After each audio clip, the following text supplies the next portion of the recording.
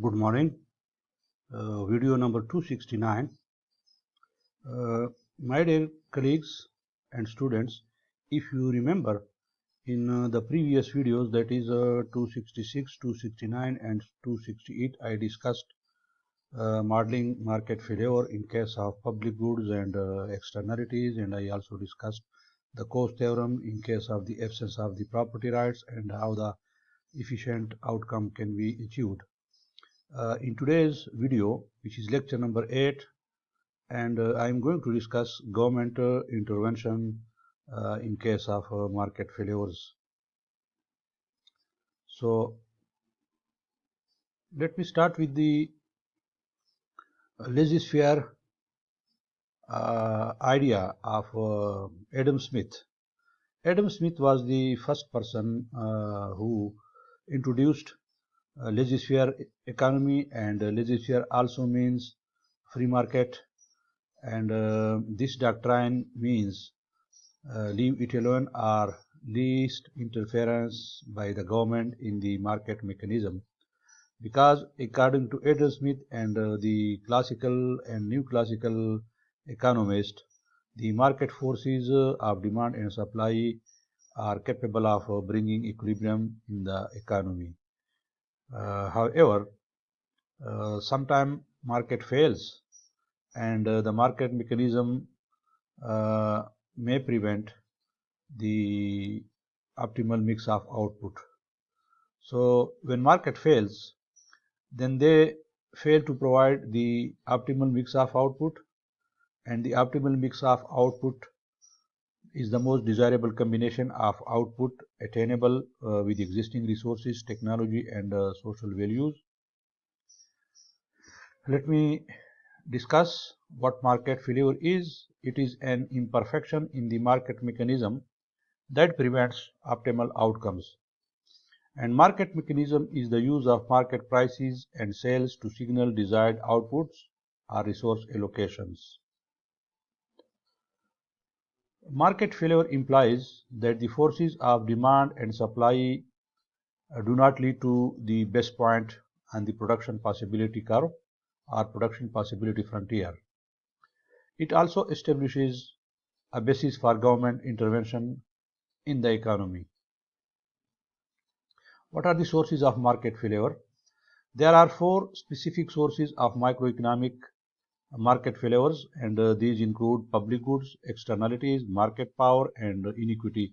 Some of these I will discuss in the present video lecture, and some of them will be discussed in the coming video lecture, that is video number 270. First, I take the case of public good. A public good is a good or service whose consumption by one person does not exclude consumption by others, and its example include national defense and say for example flood control dams and so on.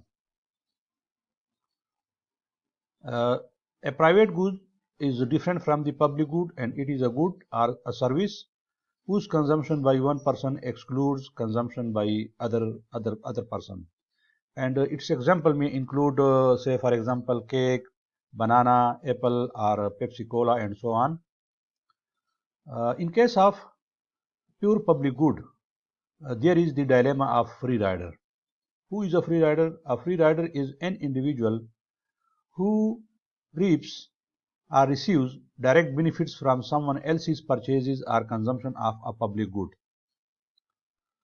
The distinction between pure public goods and private goods is based on the nature of the goods, not who produces them. Free riders of public goods upset the customary practice of paying for what you get. So in case of pure public good, no one can be excluded from the benefits of the availability of the public good, but there may be many free riders, so the market fails and the market economy may not produce optimal outcome. Then I also take the case of externalities. Externalities are costs or benefits of a market activity borne by a third party, the difference between the social and private cost and benefits of a market activity. The market will underproduce goods that yield external benefits, and they will overproduce goods that generate external costs. How consumption decision will be made? In trying to maximize their own satisfaction, consumers often do not consider how their consumption affects the welfare or the well-being of other people. Market demand expresses only the anticipated private benefits of consumption, and the external cost must be taken into account to fully account for collective social welfare or well-being of the society. Then there is a social demand, which includes not only private benefits but also accounts for any externalities. And social demand is equal to market demand plus externalities. These externalities could be positive or negative. Look at this figure.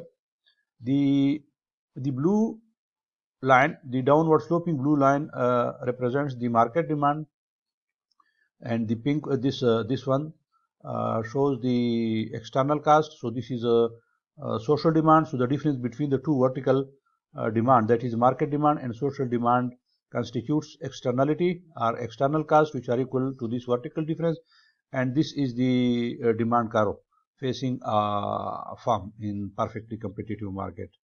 And this is the market based quantity equilibrium, and this is the equilibrium quantity based on social demand.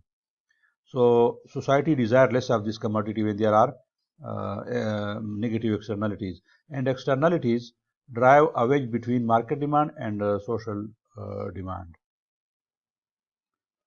If the externality is negative one, the activity imposes external costs.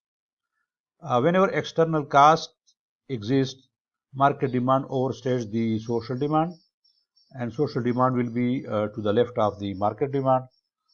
And when there are external benefits, so an external benefit augments private demand, and in that case, when external benefits exist, the social demand exceeds the market demand, and the market demand underestimates the social demand. Production decision. How production decision will be made? When external cost exists, firm will produce more of the good than is socially desirable, and a producer has an incentive to continue polluting the atmosphere using cheaper technology as long as doing so is more profitable. External cost. People tend to maximize their personal welfare and balancing private benefits against private costs. When external costs exist, a private firm will not allocate its resources and operate its plant in such a way as to maximize social welfare. Social versus private costs. Social costs are the full resource cost of an economic activity, including negative externalities, and private costs are the costs of an economic activity directly borne by the immediate producer or consumer, and that exclude externalities. External costs are equal to the difference between social and private costs, that is social cost minus private cost. And if pollution costs are external, firm will produce too much of a polluting good. Ladies and gentlemen, this video is about the government intervention in case of pure public goods when the market fails, and pure public good cannot be supplied on the basis of market forces in demand and supply. And then we also discuss the government intervention in case of externalities when there are negative and positive externalities. In the next video, I will also expand this externality analysis, and I will also discuss market power and inequity in video number 270.